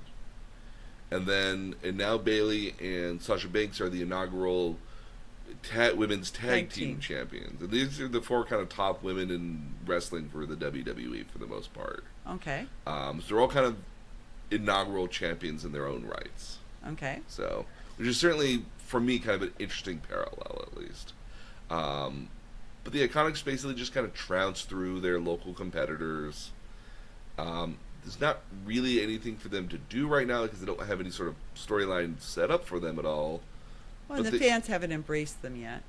Well, I don't know if the intent is for the fans to embrace them, because on a certain level, we like what they're doing because the fans, and this is just from my perspective, we like the Iconics because they're kind of dumb and stupid fun. Mm-hmm. But at the same time here, we're not supposed to like them at all. So to me, they were very campy. Very campy, yes. Campy would be the optimal word for them. But they reminded me of Jim and the Holographics. Yeah, yep, definitely. I can definitely see that. But they're not. But again, like the way WWE presents them is that we're not supposed to like them. Right. They're supposed to be shrill. They're supposed to be annoying. We're not supposed to like get behind them at all. You can see them both as drag queens too, by the way. Oh, very much, yeah. Yeah. But we are behind them. We like these characters. And Yeah. Unique characters. yeah, and it would behoove the WWE, from my point of view, that they lean into what the fans kind of like and want, Mm-hmm. or do a better job of making them seem like the bad guys. Oh, go one way or another with it. Yeah, pretty Okay. much. Like, either the fans really like them, and so like, okay, well let's let them be heroic on a certain level. Well, we'll turn them. Yeah, I mean they can still be kind of like, they can still be good guys, but still be kind of like goofy kind of good guys. That's not uncommon. But like if we're not supposed to like them here, like because they're shrill and annoying, which is not quite the way I would have women portrayed here, because I don't want them to come off as being shrill and annoying, because like It kind of plays into stereotypes. precisely, yeah, it plays into some unfortunate negative stereotypes that WWE for the most part has done a fairly good job of trying to distance themselves from. Yeah. Like if you notice, especially like all the women have like are very much portrayed as being like good people at the end of the day. Like they don't have any. If Yeah, they do have you- negative qualities to them, it's enhancing their character, not necessarily demoting them. Like again, like Lacey Evans being like this kind of prissy sort of like Southern Belle sort of thing. That's an element of her But character. she's not evil. No, I mean like this is another person you would see, but I mean like it's not feeding into a negative stereotype. Yeah. You know, but the Iconics right now I think are feeding into that, but that's just my point of view. I think. No, I think you're right. The next one we get a fun match here. This is the 3-way tag team match between the Revival, the current champions Zack Ryder and Kurt Hawkins, and the Usos for the Raw Tag Team Championships. Oh, my favorite match of the night. Yeah, so again, like it's what's interesting about a 3-way match here is that usually it's only 2 people in the ring, and so you had to basically kind of like if you were going to get in, you had to tag another team in and kind of get that other guy out. Yeah. So very somewhat chaotic, but they were moving around quite a bit. This was a lot of fun. I'm back to my pinball analogy. Lots of flight. And I mean, that's again where it amazes me. These were big guys. There's 6 pretty Everyone's at least 6'2", 6'3", if not taller. and weighing. At least 250 to like 300 pounds. Okay, so these are really, really big guys, and they are so agile, and they're climbing on top of stuff and climbing in and out of that ring. The ease with which they go in and out of that ring, because half the battle is half of any of these battles Is outside of the ring. Is outside the ring, which I hadn't really appreciated how much took place outside of the ring. Mm-hmm. So they're sliding in and out and climbing up and over and up and down the little stairs that are in the corner, but mostly just sort of leaping up. Yep. That ring constantly, the agility, I mean, just the sheer athleticism. And the ring's at least a good like 2.5 to 3 feet above the ground. I would say And it's 30 inches. Yeah. Yeah, and so like they are leaping up onto that as if just like, oh, time to get back into position. Okay, jump up. Yeah. Like, and they're not like having to like, lift myself up, unless it's like. Well, if you can unless they're imagine tired. doing step-ups in the gym, when Mhm. you do step-ups in the gym on a 1-foot platform, or you know, let's say you could do step-ups in the gym in an 18-inch platform, you're talking about almost double that, Mhm. and stepping up and not being winded. I mean, here's the other thing: the matches aren't, even the shorter matches aren't necessarily that short, Nope. and these guys are going pretty full steam during that time period. The endurance as well, I was impressed with. Oh yeah, no, yeah. Again, it's one of those. There is a little bit of a misnomer to that, but the only thing to that I will say that like when they have holds in the middle of the ring, And they're just hanging. that Yeah. they're kind of just hanging. They're just hanging. They're just kind of catching their breath in some cases. Yeah. Or sometimes they're even like, Shooting star, though, that seems like a pretty good stretch. oh yeah, no, yeah. This is. Sometimes they're actually even talking about what they're going to do next. Yeah. So like sometimes that does happen, but no, yeah, no. Again, these wrestlers are especially the ones who are going to go longer and harder, or they're going to be like the top stars, like you might have a 35, 40-minute match on pay-per-view.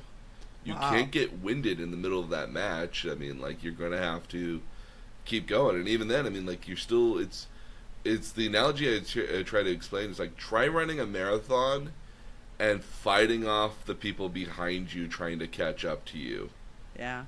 Like, it's the most, it's the most inept analogy you can probably get to here, but it's not even close. But, like, again, it's like running cross country here up a hill, but then trying to, like, beat back everybody else who's getting near you, and they're trying to fight you at the same time to get ahead of you as well. And at the same time, it isn't like I've done triathlons and I do the bike rides, and I've run half marathons as well. But there, you're doing one discipline, and you're not having to think about what you're doing.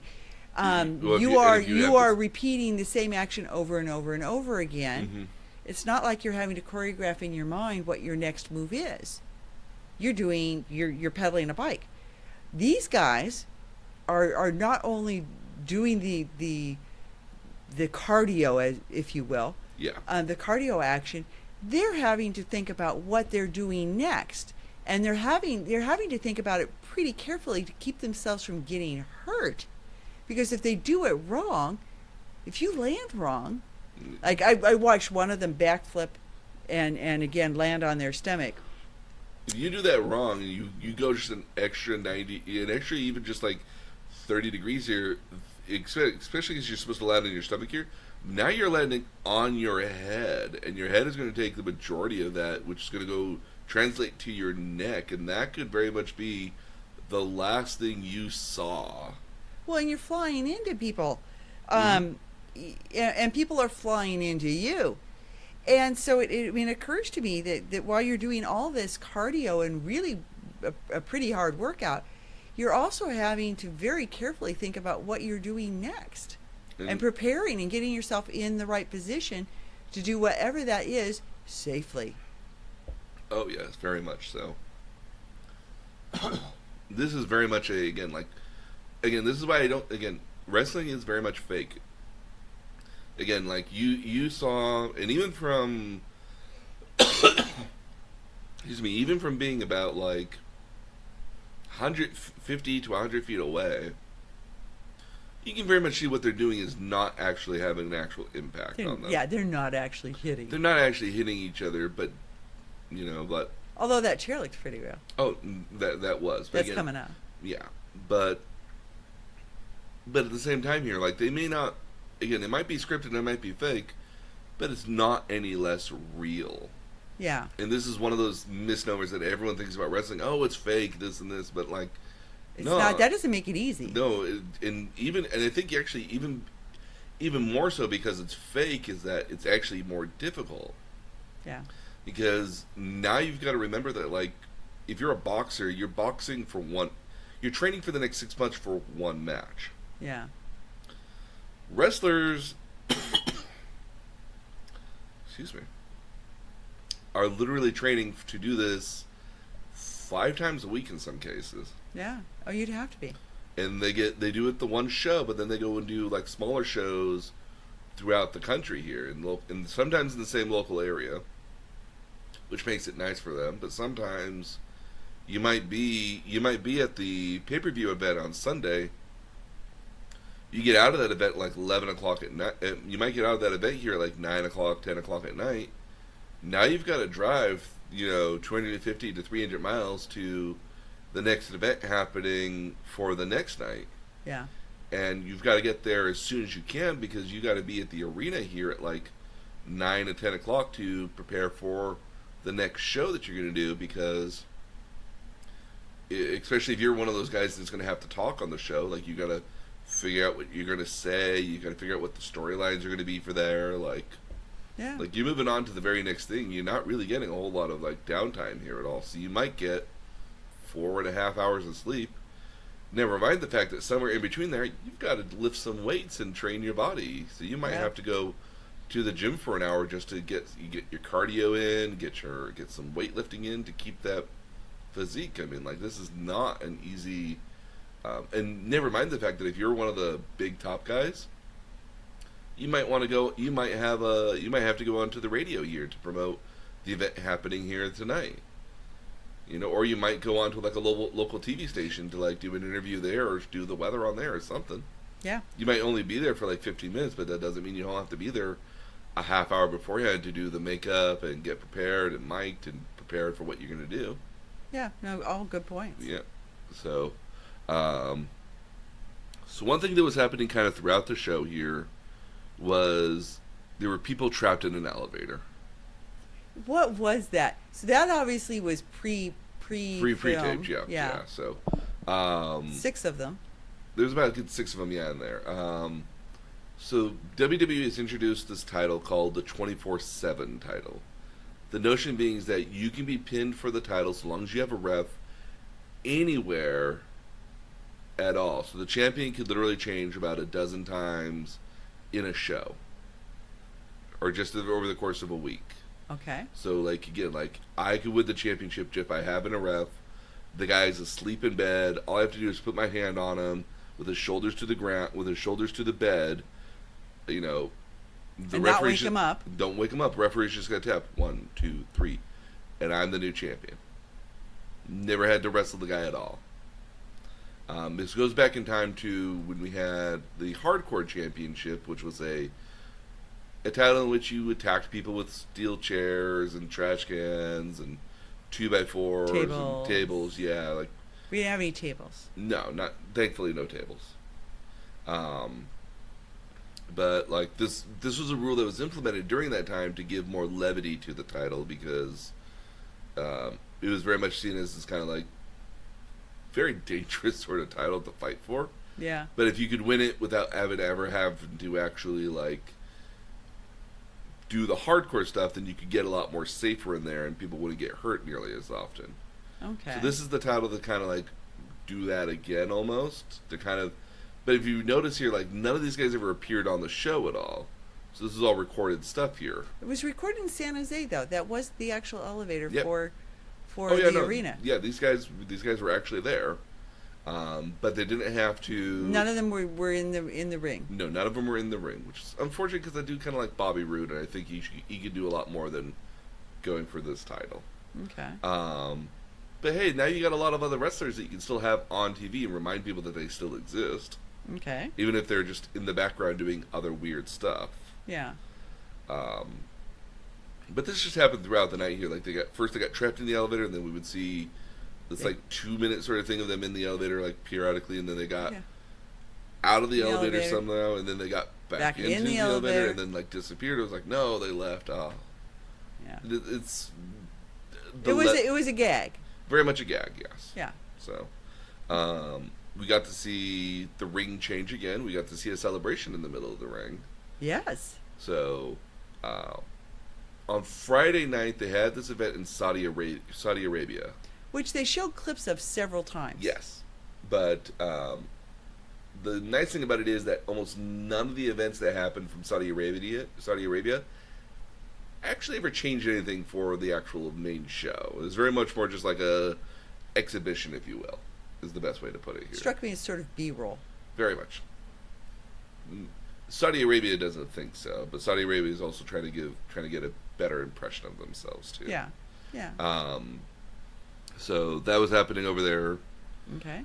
Shane McMahon and Drew McIntyre had beat up Roman Reigns to keep this like best in the world championship for Shane McMahon, which he clearly doesn't actually deserve, but he's a bad guy, so that's okay if he's got this title.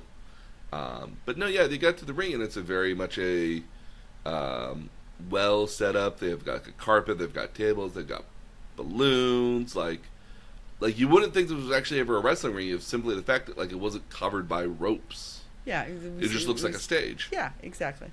So there was that. That actually happened before the tag team championship match, which again the Revival won, which the guys I want to have the titles because they're old school wrestlers. They're very. They look like somebody you could have seen during the '60s. That's the intent. Again, no flips, just fists is their motto. Like they're just good wrestlers, old school wrestlers, and in very much the vein of like a 60s, 70s style wrestlers. That's their bit. Okay. Then we also get Paul Heyman, who comes out, who was just a masterful technician on the mic, just a great talker. He's touting out, so there's a competition called Money in the Bank, which if you climb the ladder, you get this briefcase. You're entitled to a world championship match at any time you want. Right. So the intent is that you cash in your Money in the Bank contract when the other wrestler is dead tired from wrestling a long 35, 40-minute long match. Mm-hmm. With the intent that they're super tired, they're not going to be able to put up a fight against me, who's well rested here. So Yeah, I'll be able fresh. to eke out this victory from this guy and take the championship from them. A lot of great champions have done this here. From Seth Rollins at one point did that, to Brock Lesnar in San Jose. Oh, That's where he cool. won his first world championship. You have, most famously, you have Edge, who was the first guy to ever cash in his Money in the Bank contract. You have Dean Ambrose. Basically, everybody who's ever gotten that contract has eventually gotten the title. Right. Very That's the rare. whole purpose of it. Very rarely is it that that you get this contract and not get the title Okay. out of it. So Paul Heyman's basically talking up the notion here that maybe Brock Lesnar's here, maybe he's not. I don't mean to imply, but I'm not saying he isn't. Yeah, very much trying to keep everybody on their toes. But Brock Lesnar's also in a meta context is a guy who we see probably every once a month. Okay. Because I don't understand why the WWE just loves to pay this guy and not have him be on the road.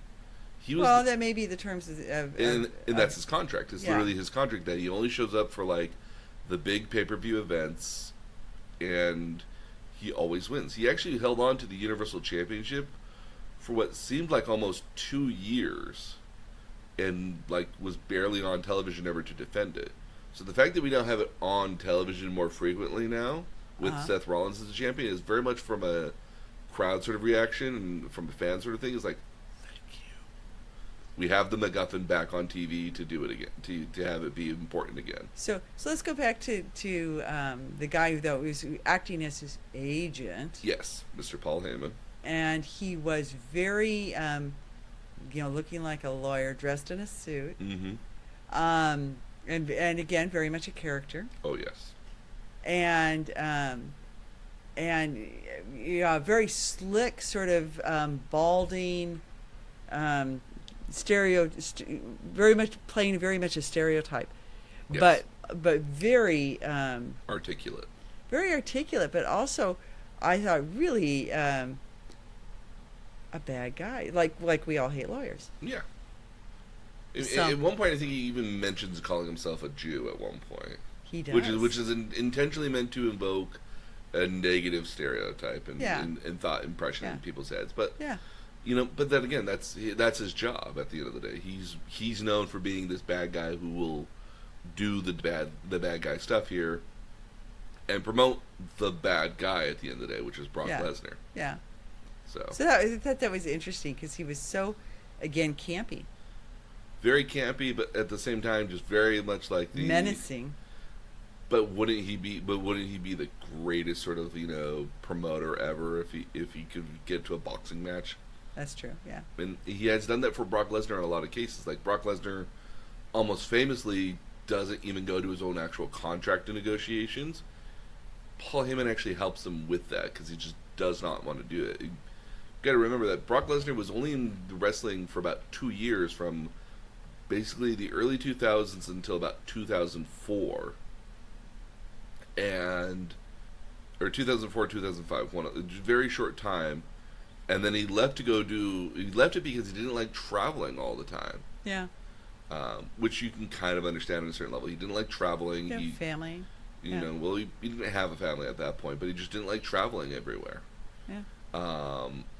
And he came back in the early 2010s. I want to say it's 2012 or 2013, somewhere in there. Okay. And basically he's been back on not necessarily what we would call like a part-time sort of thing, but like he shows up for like the big pay-per-view events. So like WrestleMania, Survivor Series, the Royal Rumble. Well, I mean, sometimes less is more. Yeah, but when he's got the championship, like it was always kind of it's very much an annoyance because it's like that's what everyone's normally fighting for. Right.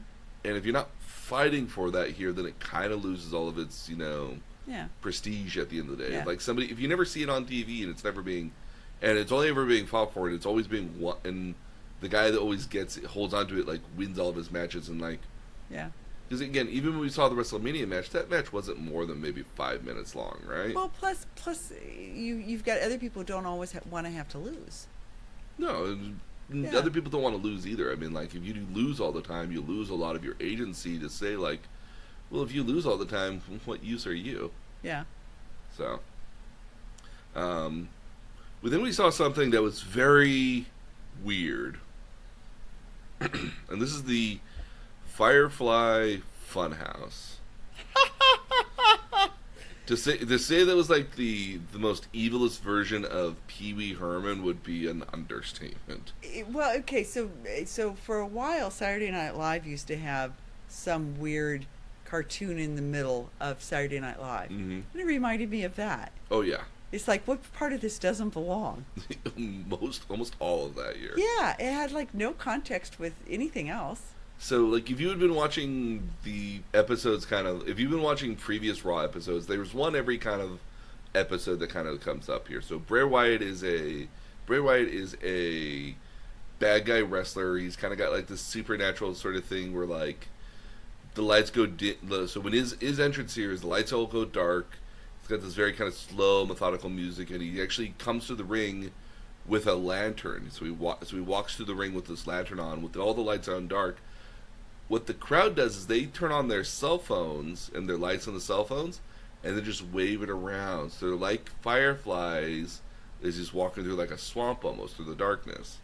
That's why his fans are known as cute. That's why his fans are known as his fireflies. Okay. He actually used to have like his own little stable. It used to be the Bray Wyatt family, where he used to have other wrestlers that would come down with him and protect him and fight with him and stuff. But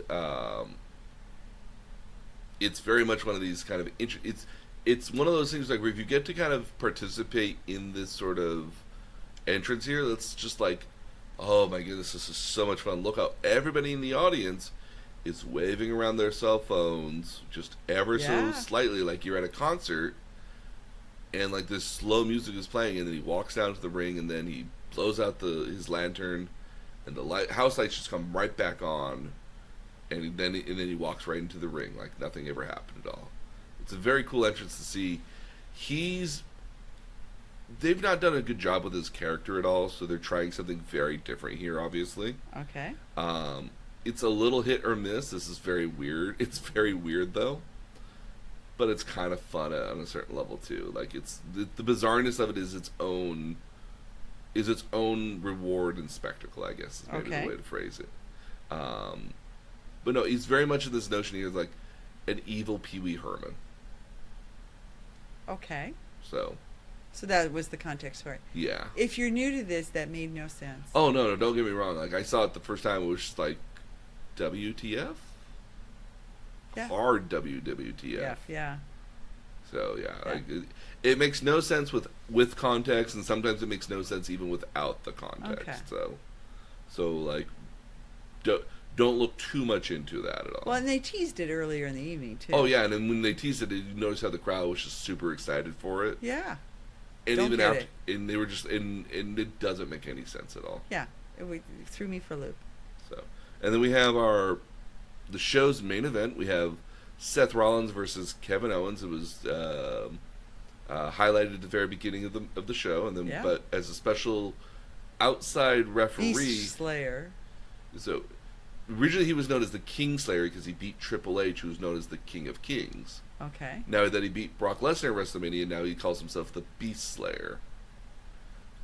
Another guy in which like fan interaction as he's coming down to the ring. Well, I mean, yeah, because you had the whole fire Mm-hmm.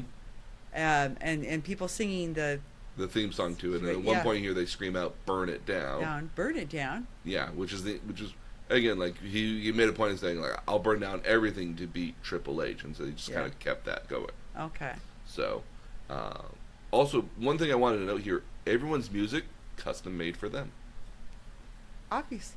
Yeah, they literally have a guy that they used to have just a guy that would just make wrestling entrance theme songs. Now they've got like another group of people that do it here as well, but again, every single wrestler's entrance music custom made for them. So if you're off writing commercial jingles, there's a future for you in. There's the potential future for you in wrestling entrance music if you're good with that. Okay. We'll let Charlie Harper know. I will let Charlie Harper know. Pop would be happy. Yeah. So he's fighting Kevin Owens and his buddy Sami Zayn, who is a outside referee. So he's supposed to be on the outside, making sure that nothing happens to the wrestlers at all on the outside. Well, a lot of the action's outside the ring. Some of it is, yes. So on a certain contextual level, it makes sense. Yeah. But no, this is one of those matches with just Kevin Owens and Seth Rollins. This would be a great match in and of itself at all. But the die has been cast because you've got this slightly outside interference. It's just kind of like who's very biased. Oh yeah, very very biased, but like this kind of a Neely kind of mouth, kind of like wormy kind of guy. Yeah. But that's his buddy. Yeah. So and you help your buddy out. Yeah. So so they have this very fun match, I think, and again, like this is the famous spot where he leaps through the ropes kicks through the ropes down onto Kevin Owens and Sami Zayn at the same time, and they're just running around. It's a very fun long match, but it's still very fun. Well, and again, a lot of it's outside the ring, which means it's moving all over the place. I really admire the camera people who are blithely moving around without getting in the way. Without ever getting in the way, yeah. No, they're in the right. They just happen to be in the right position to catch the action, but never in the way of the action. Well, and they're not transparent. No. But you're not really aware they're there either. No, in not the case, they do a very good job of not being there at all. Yeah. Like even when the camera is like shooting at an angle from like two different angles you would see them. Yeah. You normally don't even see them at all. Like they're you saw them moving around. Yes. You saw them moving around, but which is why I was asking you earlier about whether or not things were sort of choreographed in blocks. Yes. Because the cameraman would have to kind of know where to be at certain points. Yeah. But I was impressed. Mm-hmm. Oh yeah, fun match here. Sami Zayn just being, this very chicken shit heel is what they're known as. Okay. Apt term. Getting in the way of kind of stopping this match midway through here. Whenever Kevin Owens was going to get like hurt or like big move was going to happen on him, like at one point here Seth Rollins gets like the top ropes and Sami Zayn kind of gets into the ring. It was like no, and then Seth Rollins is like, dude, stop. And that's where the exaggerated facial expressions really come into play. Oh yeah. And the again, exasperation or the pain or the anger or fear. Yeah, a lot of that just comes in really right there because it's all in like the appearance of how it looks. And again, the the ring has some mics in it, so you can kind of hear what's going on in the ring. Yeah. But like for the most part, like us in the audience won't ever hear that at all unless they're shouting back out to us. And Kevin Owens just kind of like getting up to the ropes, like, "How do you like me now, San Jose?" And we're all like, "Ooh!" But like outside that, like we're not going to hear what they're saying inside the ring here at all. So their faces are going to tell the bulk of that story here. Yeah. So,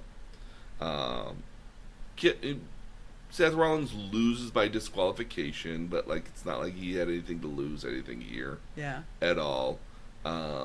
Thanks to Sami Zayn basically calling for disqualification. Right. But then because they counted him out of the ring too long.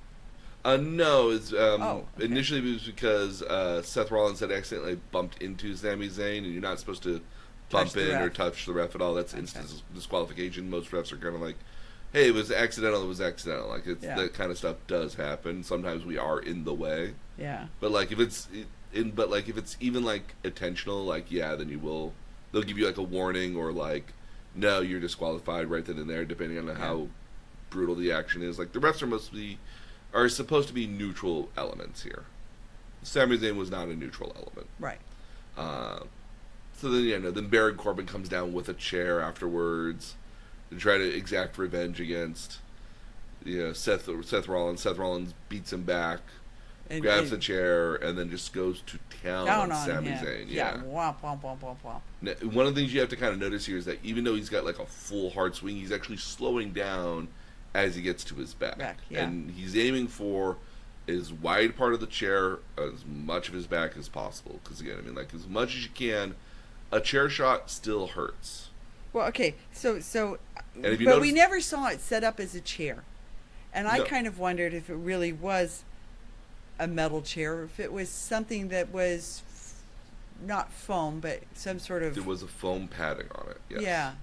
Because most chairs, if you're going to sit, I mean, most chairs, folding chairs back in the day, wouldn't have had the foam on it. It would have been kind of a luxury to have a foam bottom on it, like a folding office chair almost, like where it would have the foam bottom on it. The WWE though now, like because of concussions and injuries and stuff like that, like you don't get a lot of chair shots anymore. Back in the day, there used to be a literal no tables. Tables are becoming far less frequent as well. Yeah. So, but again, it's all in intent to keep the wrestlers healthy, because if they're healthy, they're not out for long periods of time. Right. They're not working through injuries. They're not taking medication for that. So they just lead a better life, as it were. It might be a lot as interesting, but like they lead a better. It's pretty interesting. It's still very interesting, but they lead but like always introducing a prop is always kind of fun. Yeah. But that chair has some padding on the back side, on the underside of it, because it's meant to be like a chair from the audience. Yeah. And the audience chairs have padding on it, because if you're going to sit down, you're sitting down. Yeah. You're sitting down. I mean, like you're not bringing your own pillow with you to sit down on. Yeah. Because Good point. those chairs would be hard. So, but he's also again slowing down as he goes to hit Sami Zayn in the back, because as much as these two characters don't like each other, these two people like each other still. I mean, like, or at as least human beings. As human beings, they like each other. I mean, maybe they're not necessarily friends, but like they're still like. They still got to work with each other at the end of the day. They still got to go. They still got to go to the next town and do the next bit, because Sami Zayn's still going to probably be a part of this match in 2 weeks. Yeah. So, but no, again, Seth Rollins leaves victorious as a champion, as you want the champion to, as you would want the champion to do. Yeah. And then people actually started leaving, but we have our main event for the night. Right. And that was a non-televised match with Becky Lynch versus Lacey Evans. And they talked about it earlier. They mentioned it like just before like the Kevin Owens Seth Rollins match. Yeah. During the commercial break, like your main event, your show main event is this, but this is the actual main event of the night. Yeah. And it was a chance for because WWE's done a good job of like, especially like in older days, would have had like the main event would have had like Stone Cold Steve Austin and other characters out there, and sometimes they would after the match was over, they would sing with the crowd. They would like poke fun with the crowd or do stuff afterwards for like 10-15 minutes before they left, just as a way to be like, oh, we had this great experience with Stone Cold before we left. But we got to see a match between Lacey Evans and Becky Lynch. Again, in very much again entering the ring just as they would have before. Yeah, so a full intro. Oh yeah, no, again, very much a full intro, and almost the same intro, if anything. Yeah. But like I said before when we were there, this is probably them testing out elements of their match in 2 weeks. Okay. Lacey Evans. So a dress rehearsal. Kind of like a dress rehearsal, but like also trying out special moves or different spots or ways of doing stuff here, because sometimes you don't know if this works until you get there, and having a big crowd audience affords you the ability to practice and get an actual crowd reaction to it while you're there. So they do that match there, and then Bayley comes out, which is cool, so we get to see the hometown hero again. Well, because Lacy offends. Oh yes. And smack talks Becky in a very unflattering way. Mm-hmm. And of course, Bayley was Becky's Tag partner. team partner Yeah. earlier. So yeah, she's going to come out and she's going to defend the honor of her fellow champion and friend. So she whomps on Lacy. Yeah, and then they have this nice little fun bit where Becky Lynch and Bayley are hanging out with the crowd. They're doing, they're taking selfies, and they're basically giving a nice go home sort of moment. Yeah, and it was a very warm, fuzzy. Yeah. Yeah. Very, very much. Yeah. Yeah. And so then That was cool. And then we left with the giant crowd and swarm of people. Yeah. And that was a wrestling show. So as you said, we got a little bit of everything. Mm-hmm. I like, my overall thing was there's such a sort of clear cut lines. I understand why this would be so popular, even though it's predetermined outcome. Yes. Because there's such clear good guys and bad guys. And I think in the world we live in today, it's not so easy to always sort of delineate between good guys and bad guys. And here it's okay to root for the bad guy. Oh yeah, no. If you want to. If you're the bad guy, sometimes you want people to root for you. But this is very much a black and white world where there's not a lot of nuance in what's happening, and if there is, it's fair, not that nuanced. There's actually there's not a lot of layers into it at all. It doesn't require a lot of you to just sit and enjoy it. No, it's very much it's very much what I would call a popcorn affair. There's some shows you watch because you watch it to get the experience out of it and to say you've watched it and to enjoy kind of the popcorn along the way. And maybe you enjoy it along the way here, but there's nothing wrong with that. But it doesn't really mean all that much to you at the end of the day here. I've seen a lot. Okay, but I would argue I had a really good time, and that does mean a lot to me. Yeah, no, again, you have a great time. Yeah. If you go to the Marvel movies here as an example here, they're very much popcorn affair. Yeah. You're not coming out of the Marvel movies with any profound sort of new truth. You haven't discovered yourself. You're not going to discover yourself. You're not going to find some new truth to anything. Yeah. You're really going to kind of see something really fun and spectacular, and maybe you think about it in the context, oh, what's the next Marvel movie going to do here? Or, oh my goodness, how does this play an effect to this here? But you leave that movie theater, you're not thinking to yourself, you go back to your life. You just go back to doing whatever you were doing beforehand. But you go to some experience and you're just oh wow, that's life changing. That's life changing, or wow, I never thought about it from this point of view. Yeah. Sort of stuff. I think first of all, it's not only fun but essential that you occasionally just let yourself go with it. Yeah. And flow. And I think the other thing is that to be able to laugh and yell and scream and all those just things. Get stuff out of you. Yeah.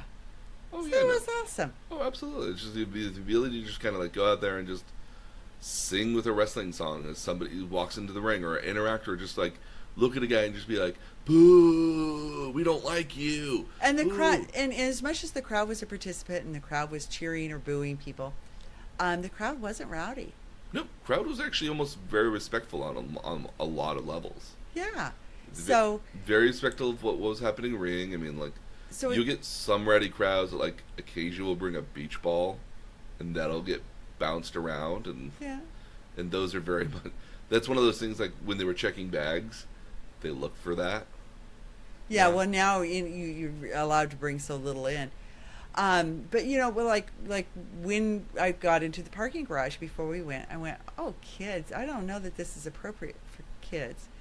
And then, and there was an 8-year-old sitting next to me. Because I asked his father how old he was. And the father was occasionally reminding him it's not real. Mm-hmm. And all, but by the end of the show, it's it's totally appropriate. Oh yeah, no, they've toned everything down to PG kind of TV level. So it's something it's something that if you preface your children for with some parent guidance, you can have you can have an 8-year-old watch this without too much of an issue. Yeah. Nothing said there at all was there's no profanity. There's no profanity. The worst is somebody saying that they were going to beat somebody else up. Yeah. For the most part. Probably maybe a little heavy for an 8-year-old, but I totally got people bringing their kids. Yeah. So all in all, a great experience. Absolutely. Yeah. What did you think of the crowd? What were some of you, like, what were some of the things you noticed out of the crowd? Like, Well, of course, the whole audience thing. They know all the songs, they know all the characters. Mhm.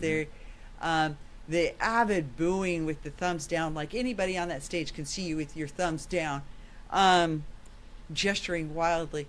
The fact that you were encouraged to get into it, and that's pretty cool. I liked all the, I liked you liked seeing all the people with the belts. Yes, yes, absolutely. So yeah, tons of people wearing their own belt over their shoulder, wear around their waist. Um, Some people dressed up like the characters. like the characters, yeah, Saw a couple Macho Mans and Hulk Hogan's. yeah.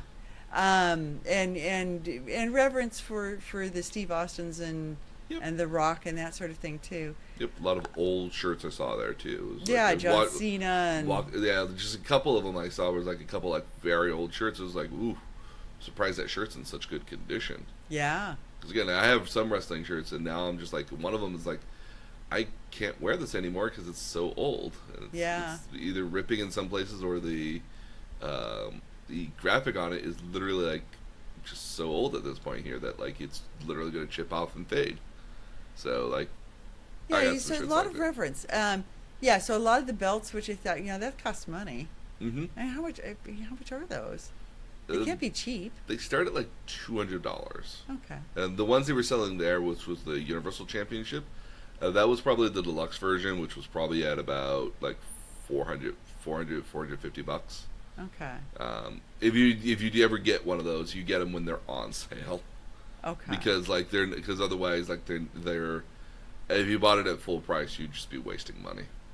And it's always one of those things like, ugh, no, not going to do that. Totally get that. But yeah, so I've always enjoyed those wrestling bits here. I've always had a lot of fun going to them. I saw the people I wanted to see, so I was happy with that. Would have loved to see the New Day there, but they were on they're on Smackdown now. Okay. So that was in Sacramento here yesterday.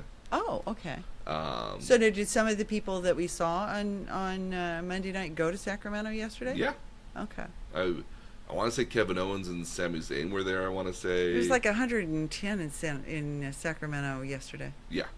Yeah. Like when we were in there, it wasn't that hot when we were in the arena here at all. It was fairly well air conditioned. But yeah, but in San Jose it was clearly in the high 90s though that during outside. Oh no, when we went outside, yeah, but earlier Yeah. in the day it must have been at least 102, 105 Yeah, or so. It's it been was nice, good hot day. nice hot days here Yeah. recently, yeah. Yeah. So, but yeah, that was a wrestling event.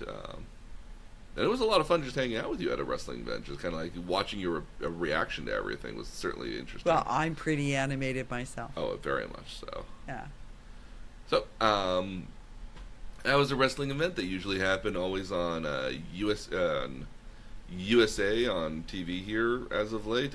Eventually, though, SmackDown is going to go back to Fox. Oh. They signed a deal here for Fox to have it on TV again, or regular broadcast TV, I believe. Yeah.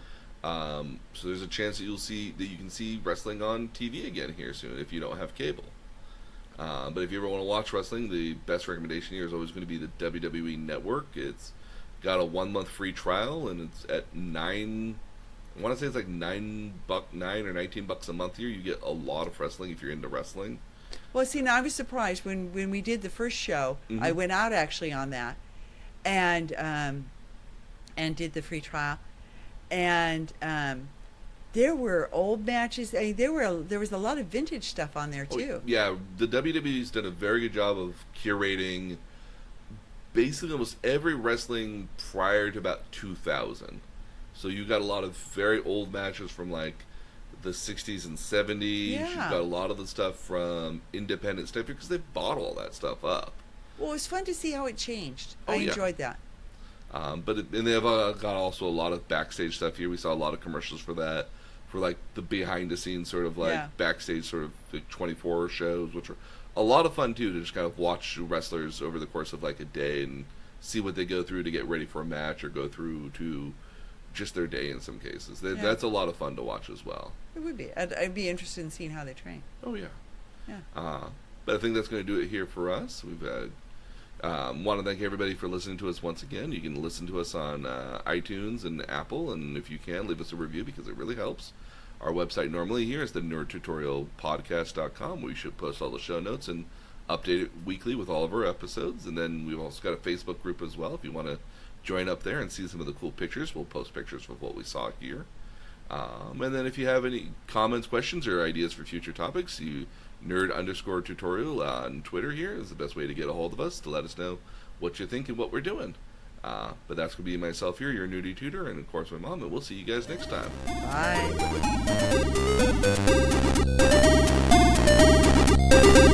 Bye.